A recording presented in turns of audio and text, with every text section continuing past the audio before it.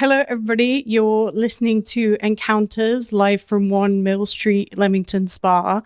My name's Hannah Ayres, a PhD researcher in the sociology department. My name is Paula Medina Gonzalez, a PhD researcher in history. We are both affiliated with the University of Warwick. We run a podcast, as I said before, called Theoryish, which synthesizes complex philosophical and theoretical concepts to a wider audience, predominantly students. So today we're going to be thinking about Walter Benjamin's concept of aura and kind of how applicable this is in contemporary times. We also want to think about how the originality of images affects our concepts of reality in our research. So this session today is going to be formatted more as a conversation and a little more scripted because we only have so much time. But it stems actually from our first season's episode on Walter Benjamin's 1931 essay, A Short History of Photography. So yeah, y'all might be wondering why this is called aura, why it's called the death of, or is aura dead? Aura is an indescribable notion that contributes to the originality or novelty of an image. That is to think of like what gives an artwork, photographs, or even novels their soul. It's what makes us visit these things and these pieces in museums physically and want to see them in person. To feel the presence and connect to them. Benjamin best describes aura by defining what a reproduction cannot catch of an original. He wrote in 1936, quote, "Even the most perfect reproduction of a work of art is lacking in one element, its presence in time and space, its exquisite existence at the place where it happens to be." Yes, so an image or the visual is particularly important to researchers because visual culture makes up a huge bulk of contemporary and historical life. So images have been used by researchers in many distinct ways, but often they're used as like a memory aid for research, as a source of data in their own right, and as a prompt for discussion by research participants. And when we think about images, sociologist Gillian Rose argues that we also have to think about and consider various modalities, such as the technological, so how an image is made and how it travels and is displayed, the compositional, so what an image is made of and the material qualities that make up the visual object, and the social, so things like how economic, social, and political relations and the institutions and practices affect how the image is seen and used. So you might be asking, why are we attaching so much philosophy to the concept of an image? This year, there have been several new smartphones out on the market advertising for AI editing tools that can either be automatically applied or require very little experience in terms of editing. Blurry photos, annoying content like weird photo bombers in the back of your photographs, especially if you're like in Italy, and even the sounds from videos. One particular advertisement took away the sound of the sea, can easily just be removed from like anything with a single click. So when an original image, which is in our terms, something that is the original photo or the original video in particular, can easily be edited over the original, where is aura? Does it matter to the researcher? Is aura applicable to research? What are the repercussions of altercation of originals?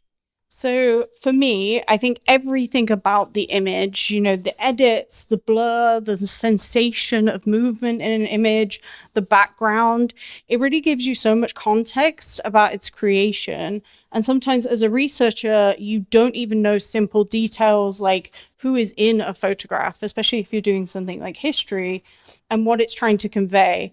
And all this messiness of an image is what helps you figure out information or even use that image as a piece of data. Yeah, so I really agree with that. In my research in particular, the messier the photograph, the more interesting it is, the more it tells me about the potentiality of that instantaneous moment in time. It questions the setting of images, the purposes of a commemoration. As I work with early 20th century images, it makes me question the purpose for even keeping these very messy photos. It takes into consideration why they want to commemorate something that's considered for us imperfect. To me, that's where aura actually resides. There may have been excitement, in my case, sometimes intoxication, coercion, or like these other types of emotion applied to the physical capturing of an image. So when you fracture the aura through AI editing, what then is left? Is this image now a reproduction of what was originally captured? I would say that for researchers, what is left is kind of a lack of context and of kind of information given to us by this image. So what I also find interesting is the idea that we don't even have the original often at that point. And so we really don't know what's missing or have a comparison to fill the gaps. If we knew what was missing or could do this comparison, we can try and figure out the intent of the reproduction of the image. This is why the notion of aura is really quite important for researchers, because we rely on the mess to read between the lines and understand the social impacts of images. On the other hand, what these alterations and reproductions show are also what perhaps the creator of the image or what society wants us to take away from said image, be it grandiosity, beauty, or a curated version of oneself. As researchers, without psychoanalyzing, we can also construct how people want to themselves to be seen and be remembered within the public sphere. Specifically, within the use of AI are body modifications where we can smooth out whatever we physically do not want others to see. In this process, we are constructing a version of the self. Isn't this the development of a different type of aura entirely? So I think we need to rethink the way we conceptualize aura. Reproductions hold aura within themselves. There's a trend on Instagram at the moment, and has kind of been a thing for the past few years, where you upload 10 images from the past few days, weeks, or months. They're called photo dumps. And essentially, these are not kind of highly crafted or curated images. They're images of things like blurry sidewalks, hazed pictures of nights out and events, as if caught in kind of rapid movement and speed. In between these images are curated images of the self. So it's a back and forth between this kind of curation and the everyday. And these photo dumps are meant to capture your life, your experiences as you move through time and space. And I think these images hold a whole lot of aura. But these images sometimes have very little AI, or they're made to look as if nothing has even touched it. It tries to pretend to be genuine. Even without AI, there is a purposeful articulation and method into crafting the idea of oneself. For Benjamin, aura relies on the authentic, as it is once more like the soul of an image. Within a photo dump's like tight curation and its fixed existence, I'm not really sure there is a way to attempt to find it. Again, though, I would say that this attempt to find aura is really interesting for the researcher. What does this attempt tell us about contemporary times? What are we missing?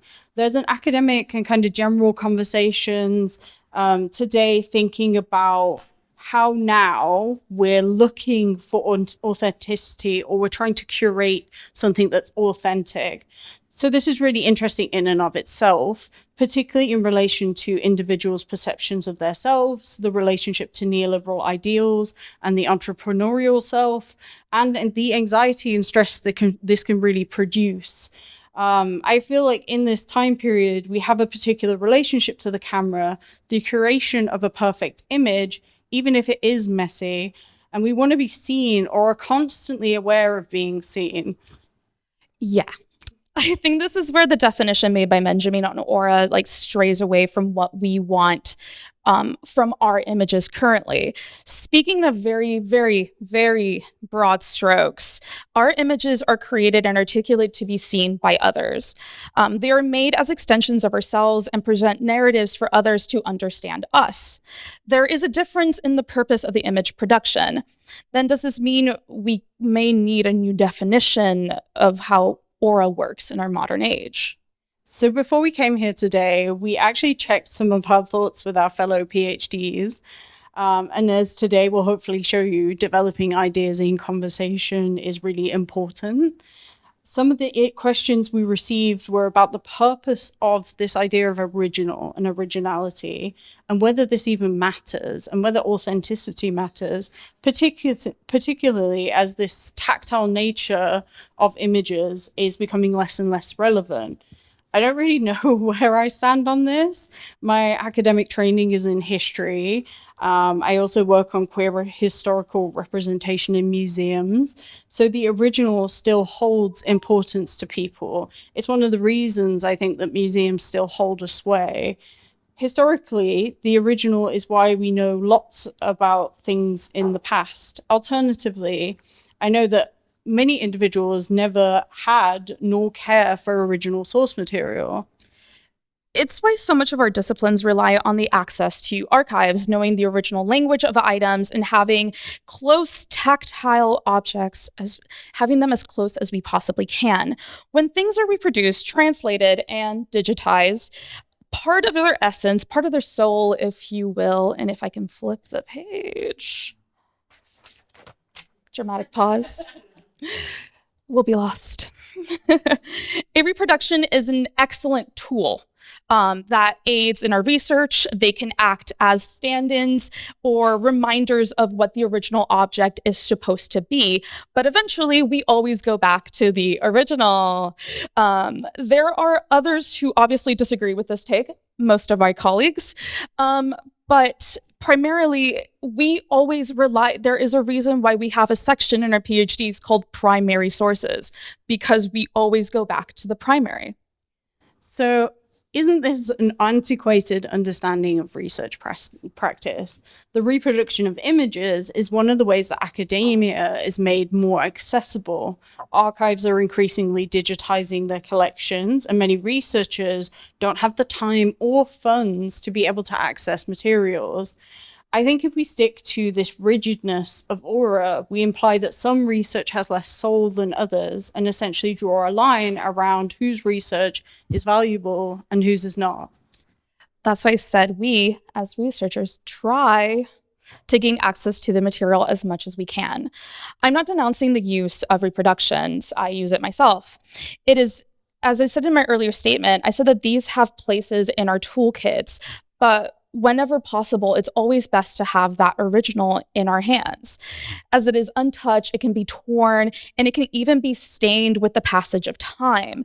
For me, that's where aura resides. Original objects can be digitized objects that, while for now look extremely lifelike, time will eventually accentuate its imperfections and its little quirks. That's why alteration or reproduction can be a little bit troublesome. So you end up thinking, how is this going to age? We place so much belief in the technology that is within our contemporary and fail to recognize that one day this technology will become antiquated. Tools like the microfiche, the 35mm camera reels, at their time of conception were looked upon as the pinnacle of archiving original materials. Now that these machines are, kind of outdated, their machines are often unable to be looked after, or no one knows how to actually use them anymore, they become unsupported. Our beautiful digitization methods will one day look like grainy little pixels. And this is where the original, I think, and the primary are still important. So I guess I will end by saying that I see a link between what you're saying and the idea of overconsumption and overproduction of material goods in contemporary times. But we also don't know what will be saved and what can be saved for future histories and future studies. I think back to old social media sites like MySpace and Bebo, And do you know what's been saved from these sites? What studies could you do if you even wanted to research them? Technology is so fast-paced that I think of old games that exist. I really love video games. Like there was this Legoland video game, but if you actually want to play it now, you can't. It's impossible, or it's extremely hard. So I wonder what images will be saved and what can be, and what aura will be able to be sustained moving forward. So you've been listening to Encounters live from 1 Mill Street in Leamington Spa, and this event has been supported by Resonate, a project by the Warwick Institute of Engagement at the University of Warwick. And I'm Hannah Ayres. Once more, I'm Paola Medina Gonzalez. The conversation we just recorded is a work in progress towards an episode on season 2 of Theoryish. We're going to be looking at Walter Benjamin's infamous essay, The Work of Art in the Age of Mechanical Reproduction, where we are continuing our conversations on AI influence, aura, and authenticity. Thank you.